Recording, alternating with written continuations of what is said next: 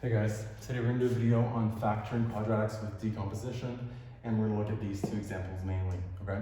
So for the first one, the first thing I'll note is that our x squared coefficient, our a value, is not equal to 1. Our a value is equal to 2, and that's the first order of business, just making sure that our a is not equal to 1, because if it is, we can just factor right away, straightforwardly. But it's equal to 2, and so we're going to go ahead and use our decomposition strategy. So this time we're looking for two numbers that add together, again, to make our middle coefficient. So they add together to make a sum of 9, but this time they multiply together to make not just 9, but 2 times 9. And so we can write up here that 2 times 9 is equal to 18. And so we're looking for those same two numbers that multiply for a product of 18, okay? Now, if those numbers are obvious to you and they pop in your head, by all means, go ahead and do it. But if not, I highly recommend anytime you get stuck at this part of the question, to list out the factors of the product that you're looking for. That really cues your brain to start thinking in that sense. And so if you go ahead and list the products, the factors of 18, I'll remind you to keep note of the positives and the negatives because sometimes those are important to keep in mind. The factors of 18 are 1 and 18, next we have 2 and we have 9, and finally we have 3 and 6.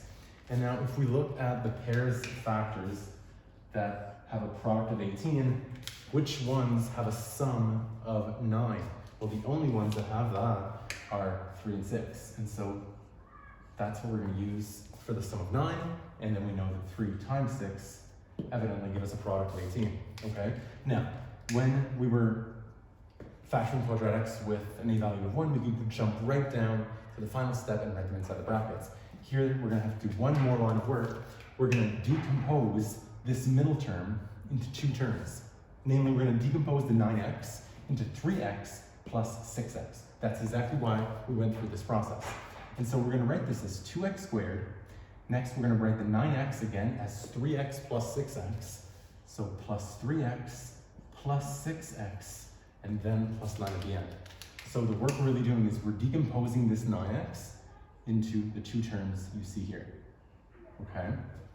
Now, from that point on, the work we're gonna have to do is we're gonna factor the first two terms of our function, and then we're gonna factor the last two terms separately, okay?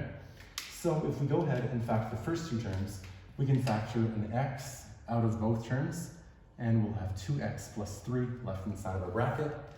And for the second half of our function, we can factor a 3 out of these two terms, and we'll again be left with 2x plus 3 inside the bracket. That lets us know we're on the right track because we have the exact same expression inside of both brackets. So we're good to go. And to finish it off, to write it in fully factored form, one bracket is going to be the expression inside of the brackets. And so that's 2x plus 3. And then, quite simply, the second bracket is everything on the outside. And so for us, that's x plus 3, x plus 3, and there we have it. So we have factored a quadratic equation into the product of two linear binomials. Okay? That's it. And so if you want to stick around for one more example to kind of solidify your understanding, we're going to go with y is equal to negative 3x squared, now looking at a upside down quadratic, plus 10x minus 8. So we're going to use the same strategy of decomposition. So we're going to look for two numbers that add up to make our middle term 10. So they have a sum of 10, and they have a product of negative 3 times negative 8. I'll remind you, negative 3 times negative 8 is positive 24, because two negatives multiply negative positive, and so we're looking for two numbers with a product of 24, okay? So, again, if these numbers pop in your head right away, by all means go ahead. If not, I highly recommend writing out the list of the factors of 24. Great to get the brain to think of the options available. Again, I'll remind you, consider the positives and the negative versions of the factors because sometimes that does come into play. So the factors of 24, let's write them in pairs. We have 1 and 24, 2 and 12, we have 3 and 8, and finally we have 4 and we have 6.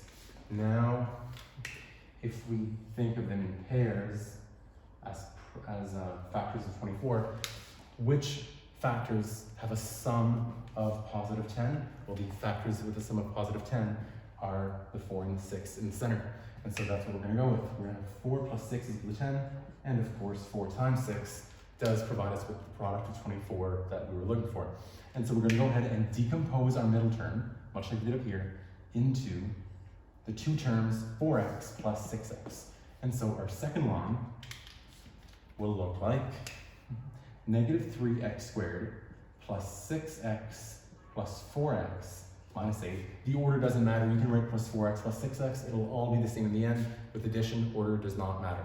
Okay? And so now, once again, we're going to factor the first two terms, and then later factor the last two terms, like so. And if we do that, the first two terms we can factor out. We can factor out, let's say, we can factor out either a positive 3 or a negative 3x. Let's go ahead and factor a negative 3x, oops, excuse me, negative 3x. And inside of the bracket, we'll have x and then negative 3x, and so we'll have minus 2, right? Because negative 3x times negative 2 would bring back that positive 6x term.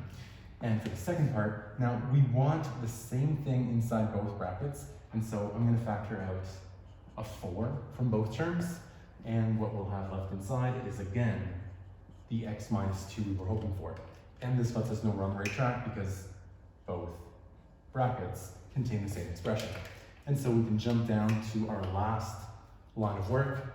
So in the first bracket, we'll have the stuff inside of both brackets, namely that is x minus 2. And in our second bracket, we'll have everything outside of the brackets, negative 3x plus 4. And there we have it. We have our equation now written in factored form. And so we could find the roots by setting each bracket equal to 0, the x-intercepts, which is often why we do this in the first place. So I hope that helps. If you guys have any questions, comments, suggestions, please let me know. And thanks for watching.